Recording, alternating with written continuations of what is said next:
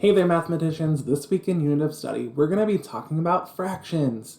That is the next unit we are going to be working in, and I'm so excited. Fractions is one of my favorite things, and hopefully throughout this you'll enjoy working with fractions. So today we're going to talk about how whole numbers and fractions are connected. So we're going to first look at how whole numbers can be represented as fractions. So just as a little bit of review from third grade, the numerator is the number that's on top of a fraction, and that's the amount of pieces that are represented. The denominator is the amount of pieces that are in a whole. So over here in this picture, you see the pink bar is worth 1 whole, and the blue tiles are worth 4/4. And the reason it's 4/4 is because we have 4 pieces. That's the numerator, the amount of pieces represented. And there's 4 pieces in 1 whole. So the denominator is 4. So now that we've thought about that together a little bit, can you explain the difference between a numerator and denominator? Go ahead and try to explain that in Play Pause It now. What's the difference between a numerator and a denominator? All right, you should have said that the numerator is the amount of pieces represented, and the denominator is the amount of pieces it takes to make 1 whole. So today, in your rotation, you're going to practice making fractions that are equivalent to 1 whole, and you'll also be making fractions that are equivalent to more than 1 whole. So we can also have 2 wholes here and decide what fraction is equal to 2 wholes. So let's get started by making a fraction that's equal to 1 whole. So I know that this is 1 whole over here. I'm going to drag over some pieces to find a fraction that is equivalent or the same as 1 whole. And as I do that, I'm able to use these blue tiles and get 4 pieces represented. So the numerator is 4, and there's 4 pieces in 1 whole, so the denominator is 4. Let's try a different one. Let's pull over the purple tiles. I want you, as I do this, to get out your pink tile. It says 1/2 on it, but we're going to turn it over so we can't see the 1/2 and call it 1 whole.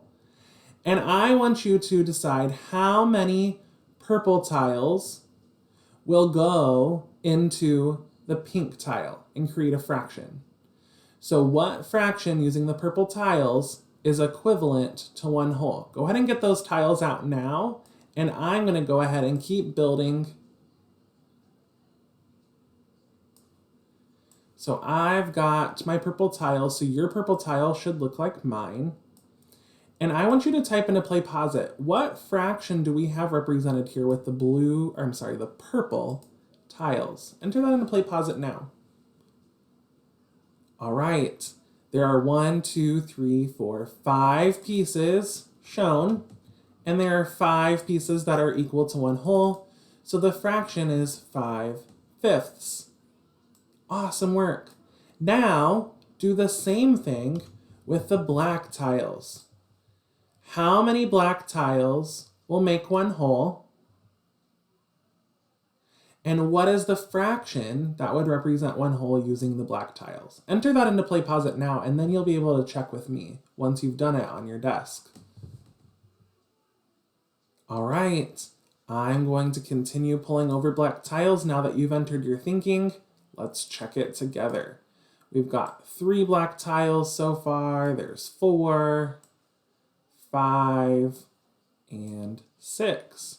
So here we see 6 tiles represented. So we see 6, and it takes 6 tiles to make 1 whole. So 6/6 is equal to 1 whole. All of these fractions are equal to 1 whole. All right, let's move on, because sometimes fractions, we need to make them represent more than 1 whole. So this is asking us to build 3 wholes using these tiles. So I want you to get out your red long tile and get out your orange tiles. Now you're not going to have enough to make 3 holes, but I want you to go ahead and make 1 hole with me. To make 1 hole, we're going to combine 3 orange tiles together. So there's 1 hole represented. Now, you are going to want to mark that row as 1, and it took 3. Then we'll make another row. That's now 2 holes, and here is 3 holes.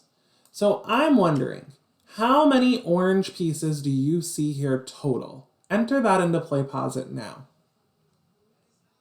All right, if you said that there are 9 pieces here, you are correct. So I'm going to put in 9 for the numerator. That's the number of pieces. Now, how many pieces represent 1 hole? Go ahead and enter that into Play Pause It. All right, if you said 3 pieces equal 1 hole, you're correct, and that's our denominator. So we have 3 pieces in 1 hole, that's the denominator. We have 9 total pieces, that's 9, and 9/3 is 3. And one other way we can think about this is with division. 9 divided by 3 equals 3. So fractions and division are also connected together. We're now going to let you have some time to practice. You will need to go down to part 2 in Canvas, and in there you will find a video showing you how you can practice. It will look very similar to this. And then in part 3, when you're finished, you will do an activity that's similar to this. We're excited to see the thinking you do with fractions today. Good luck and have fun.